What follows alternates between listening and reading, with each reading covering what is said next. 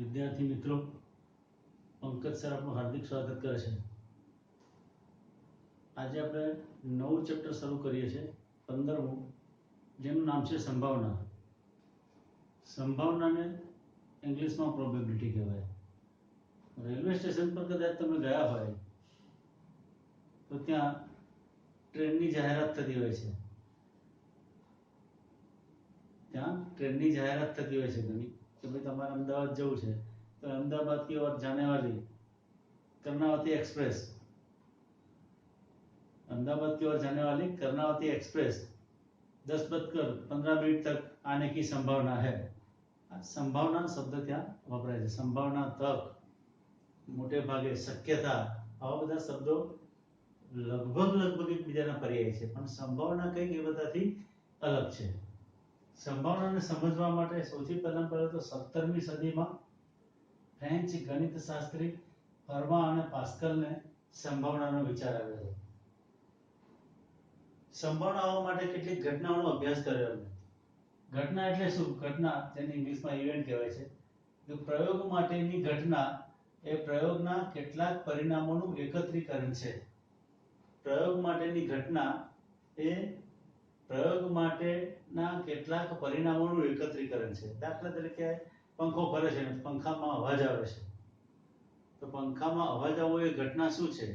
તો કે એ ઘટના એના માટેના કેટલાક પરિણામોનું એકત્રીકરણ, કે ભાઈ અવાજ ક્યાંથી આવે, તો પાંખો ઢીલી થઈ ગઈ છે, એક પરિણામ આવ્યું. એને ચેક કરીએ, પાંખ ઢીલી નથી, તો કે એની ઉપર પેલા કવર આવે છે, કવર ઢીલા થઈ ગયા છે. કવર ચેક કરીએ, કવર બરાબર હોય તો કવર બરાબર છે, તો એ બીજું પરિણામ થયું. તો પછી આપણે એવું નક્કી કરીએ કે પાંખો ઢીલી નથી, કવર ઢીલા નથી, બહારથી કોઈ અવાજ નથી આવતો, તો એનો મતલબ કે અંદરથી ગ્રીસિંગ કરવાનો અવાજ આવતો હોવો જોઈએ. બેરિંગ કદાચ કોરી પડી ગઈ હોય એનો અવાજ આવે. આ બધા જે પરિણામો છે એ કેટલાક પરિણામોનું એકત્રીકરણ, બધા પરિણામોને ભેગા કરી દીધા કે એક આખી ઘટના બને. તો કઈ કે પંખામાંથી અવાજ આવ્યો. એટલે આ ઘટના એ પ્રયોગ માટેની ઘટના એ પ્રયોગના કેટલાક પરિણામોનું એકત્રીકરણ છે. એ ઘટનાને A, B, C વગેરે વડે દર્શાવીએ છીએ. A, B, C કેપિટલ અક્ષર લેવાના છે. આગળ નિવારક ઘટનાઓ છે. તો ઘટનાઓ A અને B બે આપેલી હોય તમને, ઘટનાઓ A અને B, તો કોઈ પણ પરિણામ સામાન્ય ન હોય. બે ઘટનાઓ છે, એના પરિણામો તમે લો તો એ સામાન્ય પરિણામના બેના પરિણામ એક સરખા ના હોય, અને સરખા પરિણામ ના હોય એ આપણને દર્શાવે છે કે A અને B એ પરસ્પર નિવારક ઘટનાઓ છે. આ ઘટનાઓ માટે અહીંયા આગળ એક પ્રયત્ન શબ્દ આવે છે, કે પ્રયત્ન એ એક ક્રિયા છે જેમાં એક કે તેથી વધુ પરિણામ મળે છે. પ્રયત્ન એ એક ક્રિયા છે જેમાં એક કે તેથી વધુ પરિણામ મળે છે. હમણાં જ આપણે પેલું પંખાનું ઉદાહરણ જોયું, એમાંથી અવાજ આવ્યો, તો આપણે શું પ્રયત્નો કર્યા? અવાજ ક્યાંથી આવે છે ઓળખવાના, એ જોવાના, ચેક કરવાના કેટલાક પ્રયત્નો કર્યા. એ પ્રયત્નોમાં જોયું કે પાંખો ઢીલી છે કે કેમ. બીજો પ્રયત્ન એના ઉપરના કવરમાં કંઈક થયું છે કે કેમ, એવો કર્યો. પછી ત્રીજો આપણે એવું નક્કી કર્યું કે અંદરની બેરિંગ કોરી પડી ગઈ હોય તો આમાં ગ્રીસિંગ કરવાનું છે, તો એને ખોલીને આપણે ચેક કરવું પડે. તો આ બધા પ્રયત્નો છે કે એકથી વધુ પરિણામ એમાં મળી શકે છે કોઈ એક ઘટના પાછળ. હવે સંભાવના એકચ્યુઅલી શું છે? ઇંગ્લિશમાં જેને પ્રોબેબિલિટી કહેવાય, તો કે કોઈ ઘટનાની સંભાવના એટલે તે ઘટના માટેના પ્રયત્નોની સંખ્યા અને પ્રયોગના પ્રયત્નોની કુલ સંખ્યાઓનો ગુણોત્તર. કોઈ ઘટનાની સંભાવના એટલે તે ઘટના માટેના પ્રયત્નોની સંખ્યા અને પ્રયોગના પ્રયત્નોની કુલ સંખ્યાનો ગુણોત્તર. બધું વિચિત્ર લાગશે કદાચ હમણાં તમને, પણ કોઈ એક ઘટના આપણે લઈએ છીએ. દાખલા તરીકે કોઈ રમત રમવા જતા પહેલા આપણે ટોસ ઉછાળીએ છીએ, સિક્કો ઉછાળીએ છીએ, head and tail, king cross તમે કદાચ કહેતા હોય. એને છાપ અને કાંટો ગુજરાતીમાં કહેવાય. હેડ એટલે છાપ અને ટી એટલે કાંટો. સિક્કો ઉછાળો તો કેટલા પરિણામ મળે? ઉછાળીએ તો નીચે કાં તો એ સિક્કા પર હેડ હશે કાં તો ટેલ હશે. બે બધી પરિણામ હશે. સિક્કો આમ ઉભો રહેશે ખરો? સિક્કો ઉભો રહેશે? તો ના, સિક્કો ઉભો રહેતો નથી. કોઈ જાદુઈ ચમત્કારિક શક્તિ કદાચ એને ઊભી રાખે તો વાત બરાબર છે કે સિક્કો છૂમંતર થઈ જાય. સિક્કો છૂમંતર થઈ જાય તો કઈ વાત જુદી છે, પણ એવું થતું નથી. સિક્કો ઉછાળે એટલે બેમાંથી એક પરિણામ આવે છે. બેમાંથી એક પરિણામ આવે છે આપણે એવું કહીએ છીએ. 2 માંથી 1 એટલે કે 1/2. 1/2. બે પરિણામ છે કુલ પરિણામ 2. અહીંયા લખ્યું છે પ્રયત્નોની સંખ્યા અને પ્રયોગના પ્રયત્નોની કુલ સંખ્યા. પ્રયત્નોની કુલ સંખ્યા એટલે સિક્કો ઉછાળીએ તો હેડ એન્ડ ટેલ એ 2 છે કુલ પ્રયત્નો, એટલે છેદમાં 2 મૂકવાના. અને ઉપર શું છે પ્રયત્નોની સંખ્યા, તો કે તમે ઉછાળો છો એટલે 2 માંથી 1 જ જવાબ આવે છે, કાં તો હેડ આવે અથવા તો ટેલ આવે. વારંવાર ઉછાળો તો હેડ પણ આવી શકે, વારંવાર ટેલ પણ આવશે, પણ હેડ અને ટેલ બંને એક સાથે નહીં આવે. 2 માંથી 1 જ આવશે, એટલે કે 1/2 આપણે એવું લખીએ છીએ. તો સિક્કો ઉછાળવાનો પ્રયોગ છે એની સંભાવના 1/2. સિક્કો ઉછાળીએ અને ઉપર હેડ આવે, છાપ આવે, એની સંભાવના 1/2. એવી રીતે કાંટો આવે એની સંભાવના પણ 1/2 છે. કાંટો આવે એની સંભાવના પણ 1/2, કારણ કે કાંટો એક જ છે ઉપર, આવે તો એક જ વખત આવે. કુલ પરિણામો 2 છે.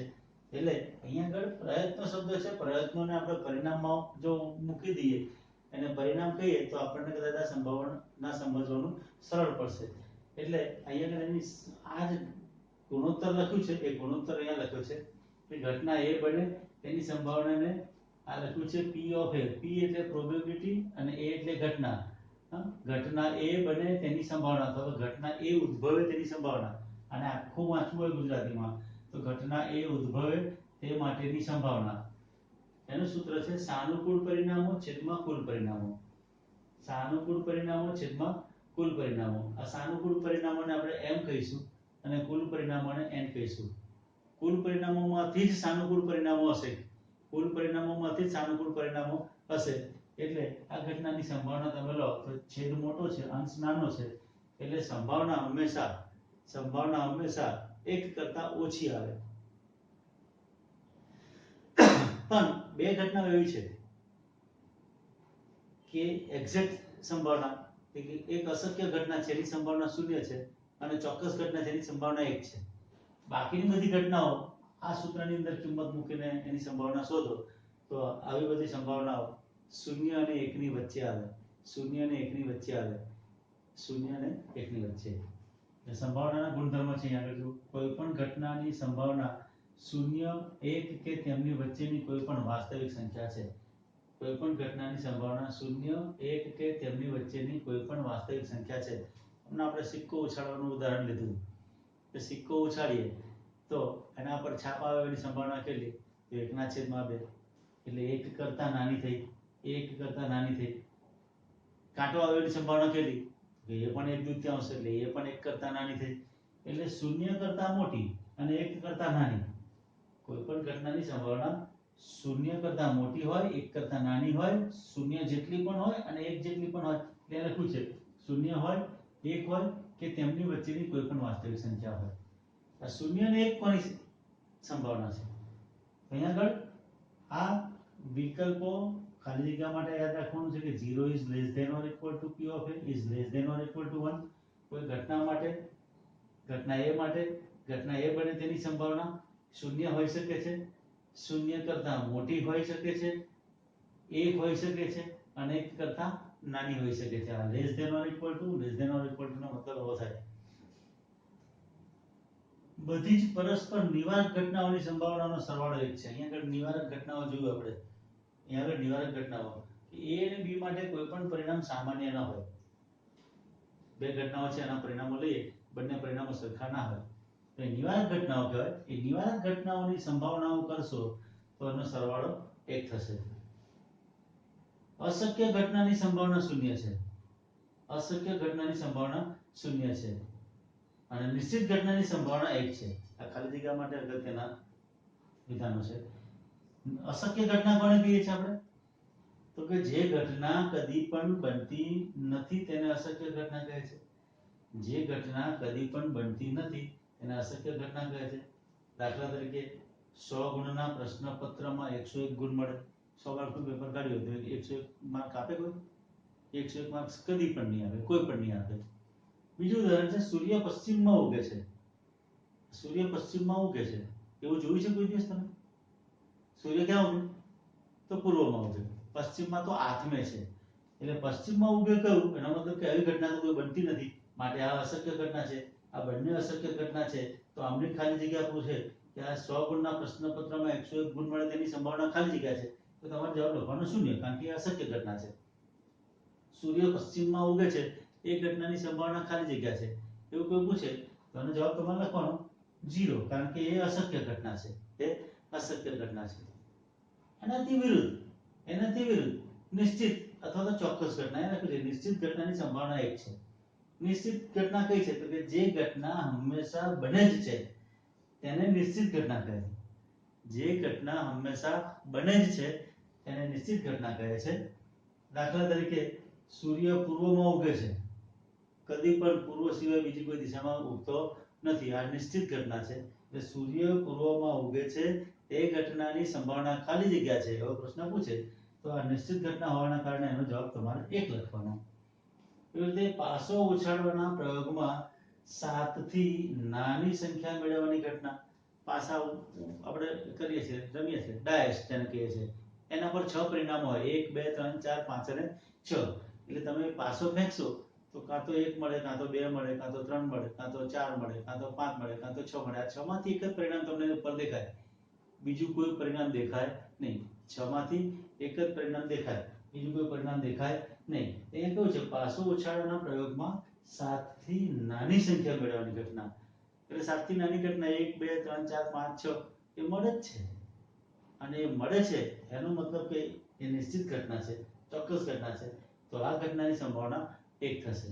એટલે અશક્ય ઘટનાની સંભાવના 0, ચોક્કસ ઘટનાની સંભાવના 1 અને બાકીની ઘટનાઓ છે એની સંભાવના 0 અને 1 ની વચ્ચે, એટલે 1 કરતા નાની અને 0 કરતા મોટી. કોઈની પણ સંભાવના માઈનસમાં ના આવે, કોઈની પણ સંભાવના માઈનસમાં ના આવે અને 1 થી મોટી પણ ના આવે.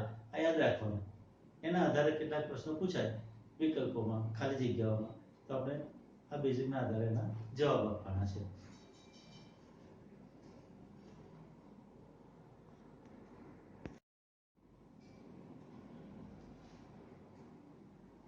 આપણે સંભાવનાની વ્યાખ્યામાં અને ખાસ કરીને સૂત્રમાં જોયું કે ઘટના એ ઉદ્ભવે તેની સંભાવના P of A બરાબર સાનુકૂળ પરિણામો છેદમાં કુલ પરિણામો. એટલે કોઈ પણ પ્રશ્ન હોય, કોઈ પણ ઘટનાની સંભાવના શોધવાની હોય તો સૌથી પહેલા આપણે કામ કુલ પરિણામો શોધવાનું કરી દેવાનું. અને કુલ પરિણામો શોધ્યા પછી આપેલી ઘટનાના સંદર્ભમાં એ કુલ પરિણામોમાંથી કેટલા પરિણામો આ ઘટના માટે સાનુકૂળ છે એ શોધવાના.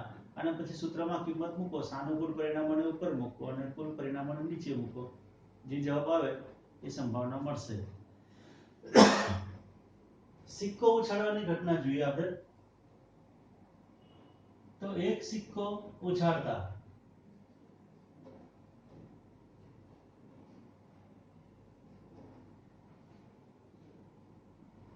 મળતા કુલ પરિણામો.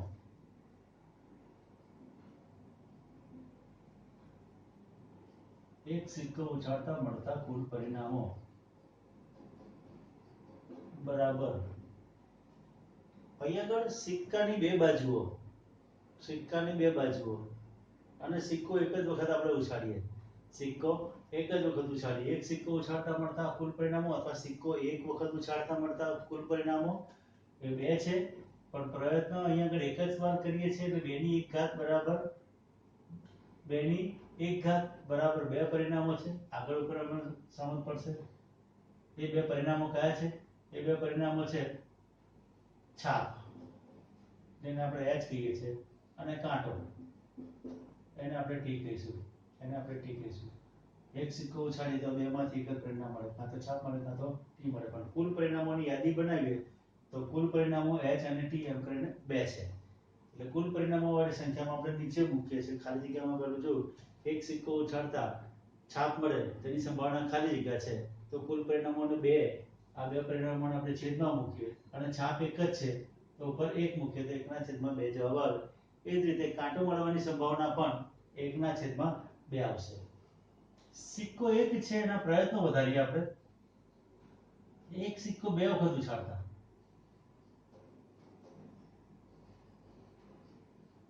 એક સિક્કો બે વખત ઉછાળીએ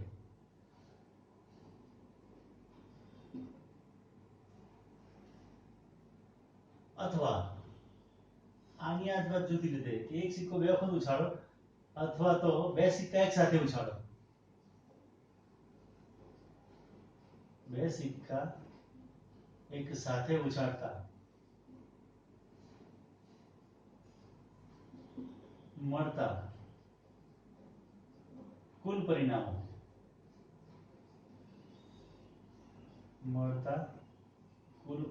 બરાબર. હવે અહીંયા તમે જુઓ, એક સિક્કો બે વખત ઉછાળીએ છે, અથવા તો બે સિક્કા હું સાથે ઉછાળું, બે સિક્કા સાથે ઉછાળતો નીચે બંને સિક્કા પર કાં તો બંને પર હેડ દેખાશે, એચ દેખાશે, બંને પર છાપ બે હોય. કદાચ એવું ના હોય તો એક પર છાપ અને એક પર કાંટો હોય, અથવા એવું ના હોય તો પહેલા પર કાંટો બીજા પર છાપ હોય, અને એવું ના હોય તો બંને પર કાંટા પણ હોઈ શકે. આ સિવાય કોઈ પરિણામ મળે ખરું? બે સિક્કા એક સાથે ઉછાળે, તમે નીચે પરિણામ જુઓ તો એમાં પરિણામ તો એક જ મળશે, પણ એક પરિણામ ચારમાંનું એક હશે. કુલ પરિણામો ચાર. સિક્કાના મૂળભૂત પરિણામો બે, પ્રયત્નો આગળ બે વખત ઉછાળી છે એટલે બે ની બે ઘાત, અને બે ની બે ઘાત બરાબર ચાર જવાબ આવે. એ ચાર પરિણામો કયા છે અહીંયા હું લખું છું: HH, HT, TH અને TT. બે સિક્કા સાથે ઉછાળીએ આપણે તો કાં તો બંને પર હેડ હોય, નીચે પડેલી જોઈએ તો એવું ના હોય તો આવું પણ હોઈ શકે કે પહેલા સિક્કા પર હેડ હોય, બીજા સિક્કા પર કાંટો હોય. આવું ના હોય તો આવું પરિણામ હોઈ શકે, અને આવું ના હોય તો આવું પરિણામ હોઈ શકે, બંને પર કાંટા હોઈ શકે. આ ચાર સિવાય કોઈ પાંચમું પરિણામ સંશોધનમાં આવ્યું છે ખરું? તો ના. આ કુલ ચાર પરિણામો છે. આમાંનું જ એકાદ પરિણામ તમને જોવા મળશે. આમાંનું એકાદ પરિણામ જોવા મળે એટલે અહીંયા ખાલી જગ્યા કોઈને પૂછવું હોય તો પૂછાય. એ ખાલી જગ્યાઓ આપણે એમસીક્યુ માટે આપણે એક અલગ લેક્ચર લઈશું, એમાં જોઈશું. પણ આગળ ચર્ચા તો કરીએ છે કે બે સિક્કા એક સાથે ઉછાળીએ તો એક છાપ અને એક કાંટો મળે તેની સંભાવના કેટલી? એક છાપ અને એક કાંટો મળે તેની સંભાવના કેટલી, એવો પ્રશ્ન પૂછ્યો છે. તો છેદમાં તો આપણે ચાર જ મૂકવાના કુલ પરિણામો, પણ એક છાપ અને એક કાંટો વાળા પરિણામો કેટલા છે આગળ? આ એક અને એક બે છે, એટલે 2 ના છેદમાં 4 જવાબ આવે. અને છેદ ઉડાઈ દઈએ, 2 ના છેદમાં 4, 2 દુ 4 છેદ ઉડાવો તો 1 ના છેદમાં 2 જવાબ આવે. 1 ના છેદમાં 2 જવાબ આવે. એટલે આવા કેટલાક પ્રશ્નો પૂછાય કે બે સિક્કા એક સાથે ઉછાળીએ, અથવા તો એક સિક્કો બે વખત ઉછાળીએ તો બંને કાંટા મળે તેની સંભાવના કેટલી? તો આના કુલ પરિણામો તો આ ચાર છે જ. આ ચારમાંથી એક પરિણામ કયું? બંને કાંટાવાળું એક જ પરિણામ છે. એટલે ચારમાંથી એક, એટલે છેદમાં 4 ને ઉપર 1 એટલે 1/4 નો જવાબ આવે. તો આવા નાના નાના જે પ્રશ્નો પૂછાય એની ચર્ચા આપણે આગળ ઉપર કરશું, પણ એના માટે આ પરિણામો જાણવા જરૂરી છે. અહીંયા કેટલીક વખત એવું પણ પૂછે કે ઓછામાં ઓછા બે કાંટા મળે તેની સંભાવના કેટલી? ઓછામાં ઓછા બે નો મતલબ શું? બે તો ખરા જ, બે કાંટા તો ખરા જ. બે થી ઓછા ના ચાલે, બે થી વધારે હોઈ શકે. એટલે બે કાંટા અહીંયા છે, બે થી વધારે નથી આગળ, બે થી ઓછા આ નહીં ચાલે. એટલે ઓછામાં ઓછા બે કાંટા મળેની સંભાવના પણ 1/4 થશે. માનો કે પ્રશ્ન એવો પૂછે કે વધુમાં વધુ બે કાંટા મળે એની સંભાવના કેટલી? વધુમાં વધુનો મતલબ બે તો ખરા જ, બે થી ઓછા પણ ચાલે, બે થી વધારે ના ચાલે. બે થી ઓછા એટલે કે એક કાંટો ચાલે, શૂન્ય કાંટા ચાલે, માઇનસમાં તો જવાબ આવવાનો નથી. એટલે આ બે કાંટાવાળો જવાબ તો આવશે જ. બે થી ઓછો કાંટો અહીંયા આગળ એક છે એટલે આ પણ ચાલે, બે થી ઓછો કાંટો અહીંયા પણ છે એટલે આ પણ ચાલે, અને આ પણ બે થી ઓછા કાંટા છે એટલે આ પણ ચાલશે. 1 2 3, અને આગળ વધુમાં વધુ બે કહ્યું એટલે 4 તો દરેકમાં વધુમાં વધુ બે કાંટા જ મળશે એટલે 4/4 બરાબર 1 જવાબ થઈ જશે. તો આ પ્રમાણે પ્રશ્નને વિચારી અને પછી જવાબ શોધવાનો છે. સિક્કાની સંખ્યા આપણે વધારીએ છીએ. એક સિક્કો બે વખત ઉછાળ્યો, અથવા તો બે સિક્કા એક સાથે ઉછાળ્યા. હવે એક સિક્કો 3 વખત ઉછાળતા,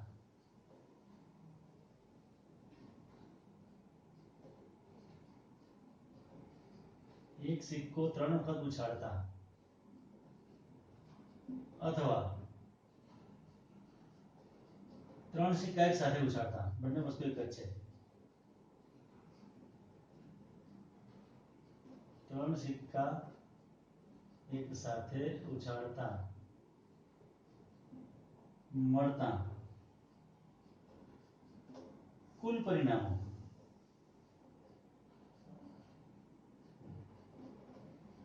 તો પાયામાં રહેલા બે પરિણામો, આધારમાં બે મૂળભૂત છાપ અને કાંટો, અને પ્રયત્નો કેટલા છે?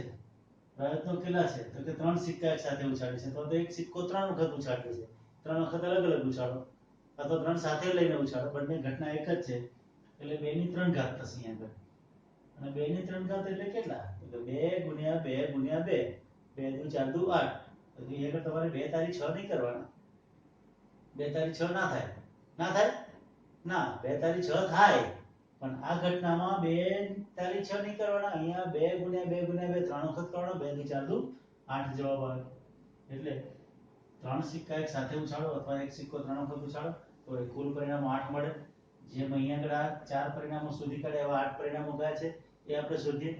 તો એ 8 પરિણામો શોધવાની હું ટૂંકી રીત બતાવું છું કે 3 સિક્કા એક સાથે ઉછાળ્યા તો ત્રણેય પર કાંટા આવે એટલે 3 વખત h મળે, અથવા ત્રણેય પર કાંટા મળે એટલે 3 વખત t મળે, અથવા બે કાંટા અને એક છાપ મળે, બે કાંટા અને એક છાપ મળે, અથવા તો બે છાપ અને એક કાંટો મળે.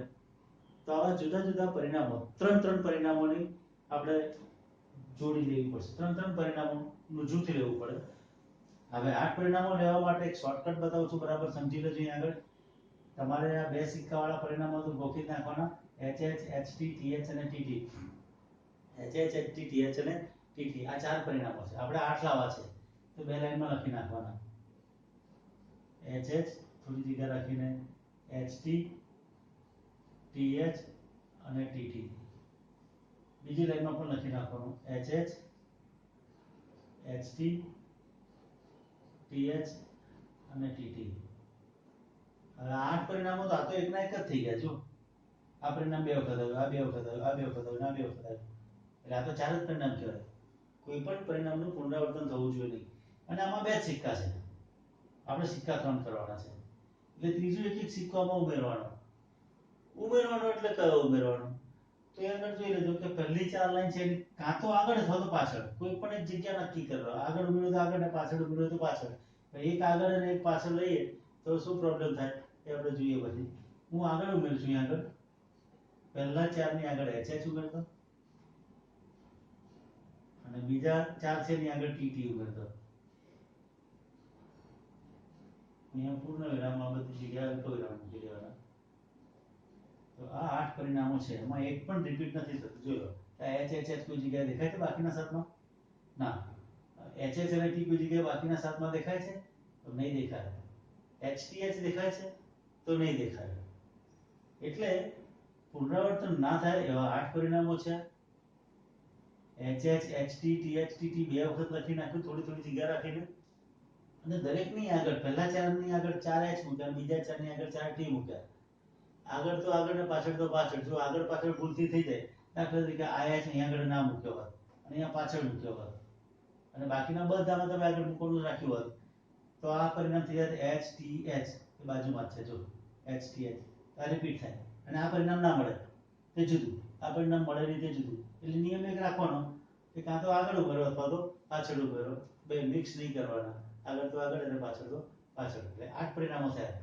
આમાંથી કેવા પ્રશ્ન પૂછાય એકાદ બે આપણે ઉદાહરણ જોઈએ કે 3 સિક્કા એક સાથે ઉછાળતા, 3 સિક્કા એક સાથે ઉછાળતા બે છાપ અને એક કાંટો મળે તેની સંભાવના ખાલી જગ્યા છે. બે છાપ અને એક કાંટો મળે તેની સંભાવના ખાલી જગ્યા છે. તો 3 સિક્કા ઉછાળતા મળતા કુલ પરિણામો તો આપણે 8 જ લખવાના. આ 8 પરિણામોમાંથી કેટલાક પરિણામો એવા છે જેમાં બે છાપ અને એક કાંટો છે, જે આપણે પ્રશ્ન પૂછ્યો.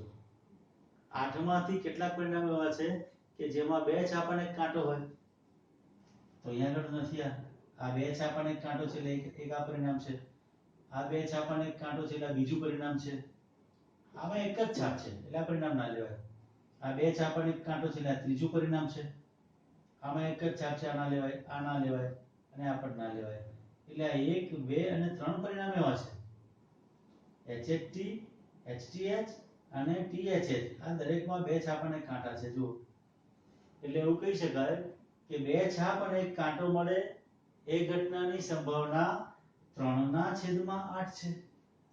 ઉપર 3 લખવાના. સાનુકૂળ પરિણામો કહેવાય. 8 માંથી 3 પરિણામો એ સાનુકૂળ છે અને કુલ પરિણામો 8 છે એટલે આપણે સૂત્ર લખ્યું છે કે સાનુકૂળ પરિણામો છેદમાં કુલ પરિણામો.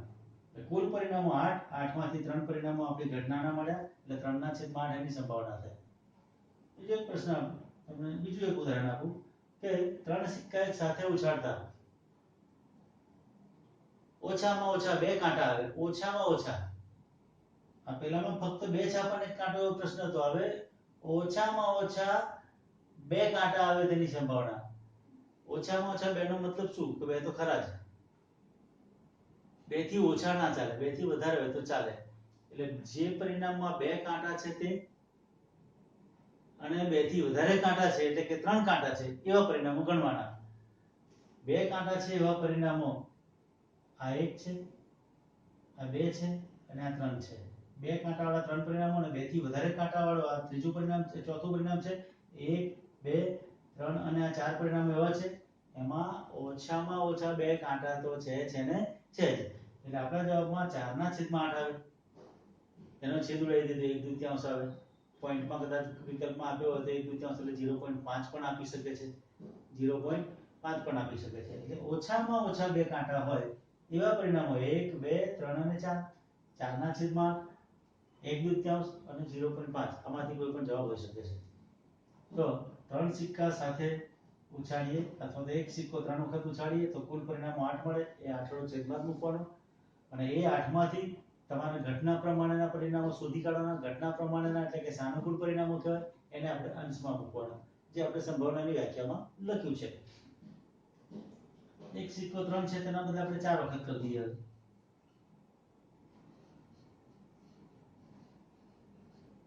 એક સિક્કો 4 વખત ઉછાળતા. હવે આ નથી લખતો કે 4 સિક્કા એક સાથે ઉછાળતા. એ પણ પરિણામ એક જ છે. એક સિક્કો 4 વખત ઉછાળતા મળતા કુલ પરિણામો.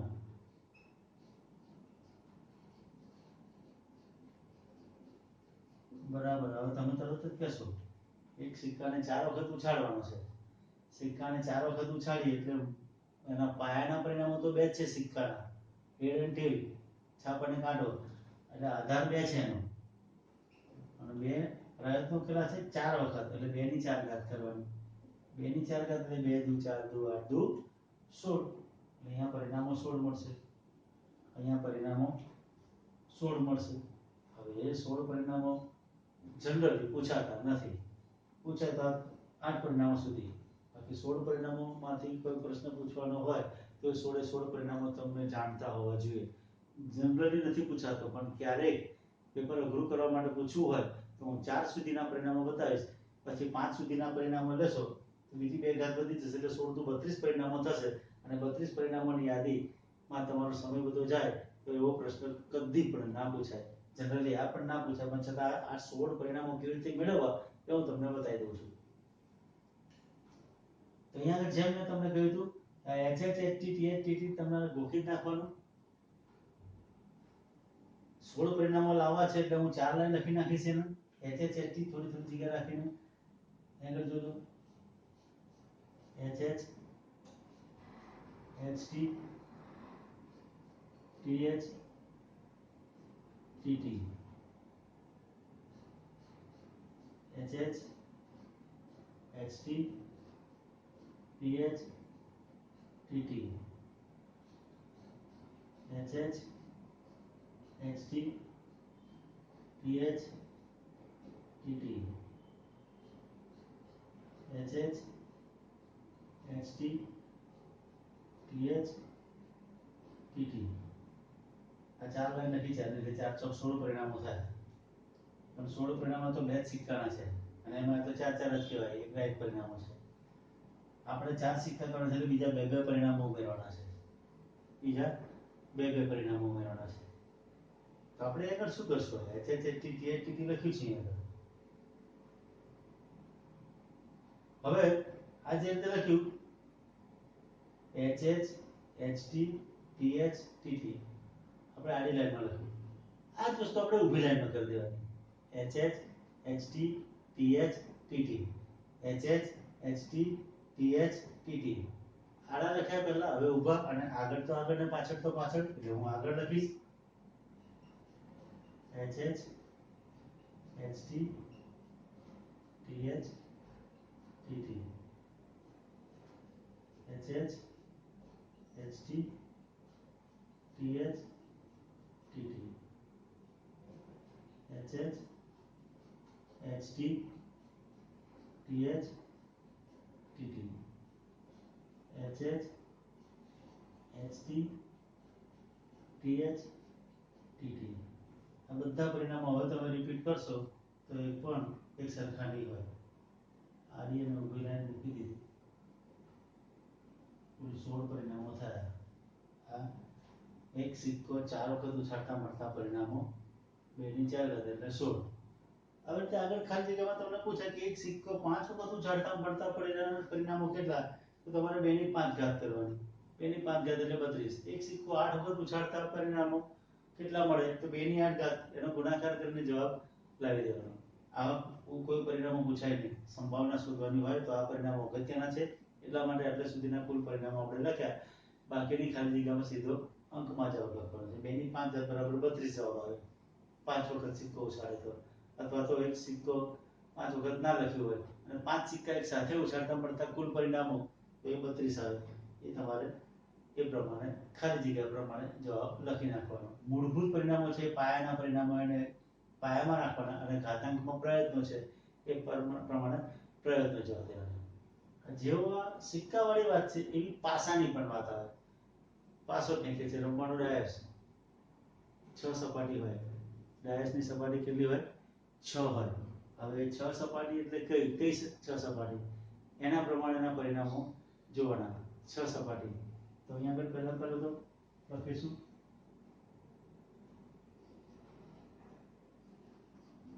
એક પાસો ઉછાળતા મળતા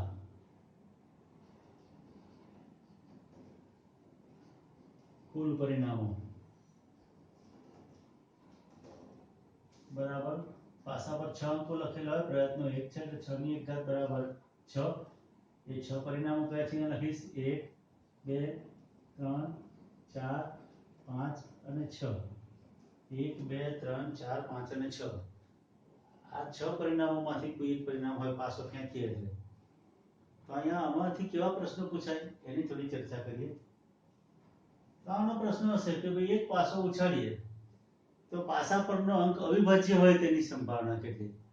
પાસા પરનો અંક અવિભાજ્ય હોય તેની સંભાવના કેટલી? તો આમાં અવિભાજ્ય અંક કયા? અવિભાજ્ય તો 2 3 અને 5 અવિભાજ્ય છે. એટલે અવિભાજ્ય અંક હોવાની સંભાવના, અવિભાજ્ય અંક હોવાની સંભાવના ઉપર 3 લખવાનું, નીચે 6 લખવાના. કુલ 6 પરિણામો છે. આ 6 માંથી અને સાનુકૂળ પરિણામો 3 જ છે, તો 2 3 અને 5 અવિભાજ્ય છે. એવી રીતે વિભાજ્ય હોય એની સંભાવના કેટલી? તો વિભાજ્ય સંખ્યામાં આ 3 છે, સોરી 4 અને 6 છે.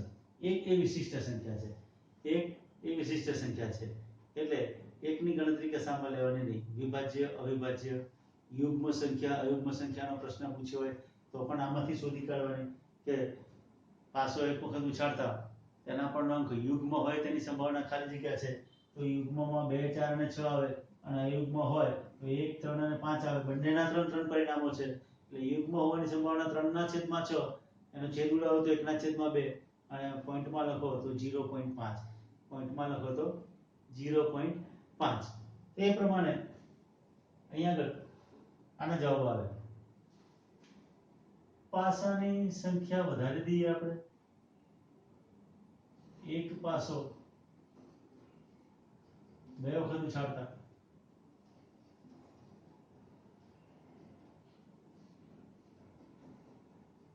અથવા આવું ના પૂછ્યું હોય તો 2 પાસા એક સાથે ઉછાળતા.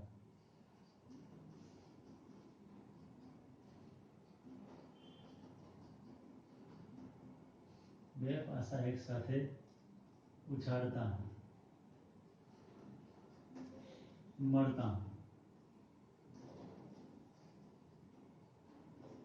કુલ પરિણામો બરાબર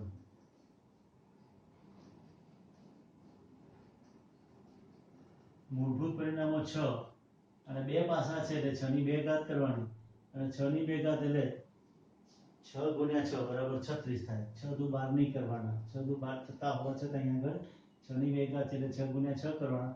આ 36 પરિણામો મળે. એ 36 પરિણામો કયા મળે?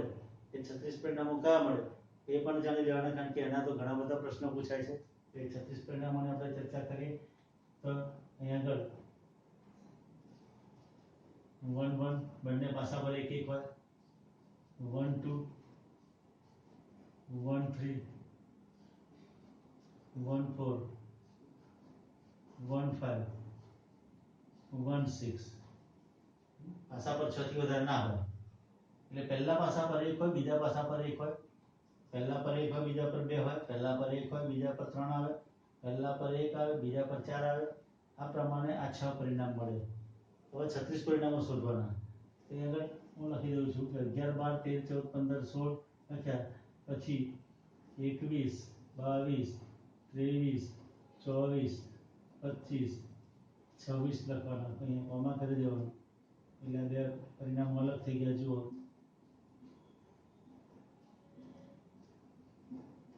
સંખ્યાના ઘડિયા છે.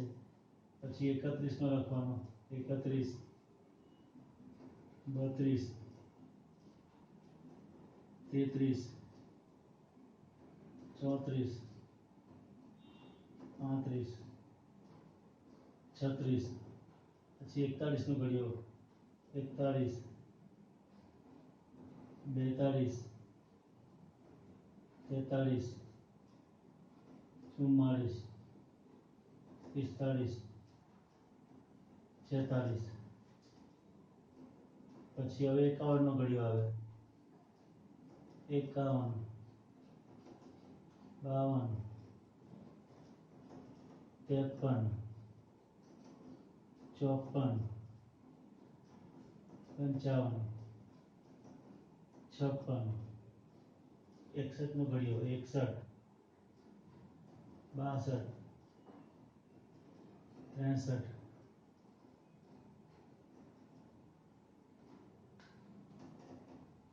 64 65 66. એટલે આ 36 પરિણામો છે. આ 6 6 ને 6 12, 1 2 3 4 5 અને 6 ગણ્યા છે 36 પરિણામો. એક પાસો બે વખત ઉછાળતા મળતા પરિણામો છે. હવે આ જ રીતે આની અંદરથી પ્રશ્નો કેવા પૂછાય એ જોવા હોય તો અહીંયા આગળ પાસા પરના અંકોનો સરવાળો, પાસા પરના અંકોનો સરવાળો 7 હોય તેની સંભાવના ખાલી જગ્યા છે. પાસા પરના અંકોનો સરવાળો 7 હોય એની સંભાવના ખાલી જગ્યા છે. આપણને એવું પૂછાય તો અંકોનો સરવાળો 7 હોય એવા પરિણામો કયા? તો 7 સરવાળો બધામાં શોધો તો 1 ને 6 7 આ 1 છે. આમાં 2 ને 5 7 છે. 3 ને 4 7 છે. 4 ને 3 7 છે. 5 ને 7 છે. 6 ને 7 છે. 1 2 3 4 5 અને 6 પરિણામો એવા છે કે જેના પરના અંકોનો સરવાળો 7 થાય છે. એટલે 7 એ સાનુકૂળ પરિણામોમાં જશે. છેદની અંદર કુલ પરિણામો, છેદની અંદર કુલ પરિણામો જાય. કુલ પરિણામો 36 એટલે 7 ના છેદમાં 36 જવાબ આવે. આ પ્રમાણેના કેટલાક પ્રશ્નો હોય, આ પ્રમાણેના કેટલાક પ્રશ્નો હોય એની તૈયારી રાખવાની. પછી કેટલાક પ્રશ્નો વર્ષને લગતા હોય છે. લીપ વર્ષ એમાં તમારે યાદ રાખવાનું છે. તો લીપ વર્ષ કોને કહેવાય? તો જે સાલને, જે વર્ષને 4 વડે નિશ્ચિત ભાગી શકાય.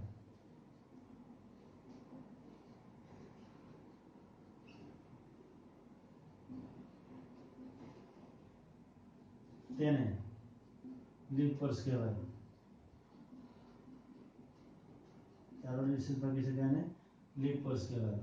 અને લીપ વર્ષમાં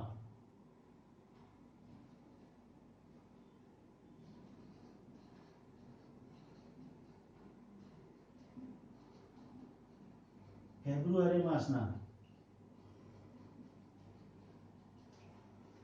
29 દિવસ હોય.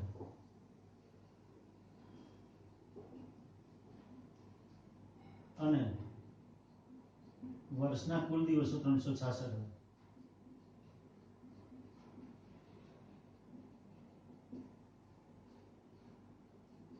વર્ષના કુલ દિવસો 366 ગણાય. જો લીપ વર્ષ ના હોય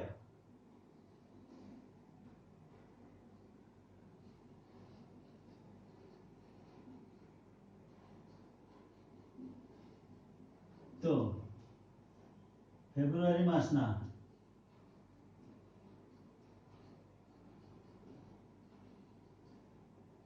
28 દિવસો હોય અને વર્ષના કુલ 365 દિવસો હોય. આ બે વસ્તુ ખાસ ધ્યાનમાં લેવાની છે. લીપ વર્ષ કોને કહેવાય? દાખલા તરીકે આગળ આપણે 2020 ના વર્ષની વાત કરીએ તો 2020 નું વર્ષ 2020 ને પાછળના બે અંકો 20 છે, 20 ને 4 વડે ભાગો 4 પંચા 20, તો 2020 નું વર્ષ એ લીપ વર્ષ કહેવાય. એમાં ફેબ્રુઆરી માસના દિવસો 28 હતા, 29 હતા અને આખા વર્ષના 366 દિવસ થશે. તો આના પ્રમાણે કેટલાક પ્રશ્નો પૂછાય છે. 365 366 પ્રમાણે બાકીના દરેક માસના જો દિવસો ગણવા હોય તો અહીંયા હું લખીશ બાકીના જે માસ છે એમાં જામા મેં જુઓ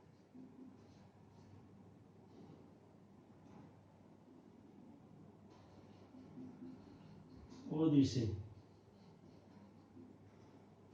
આમાં 31 દિવસો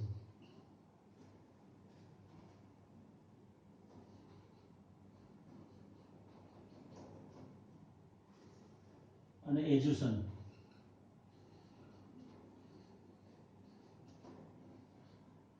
આમાં 30 દિવસો.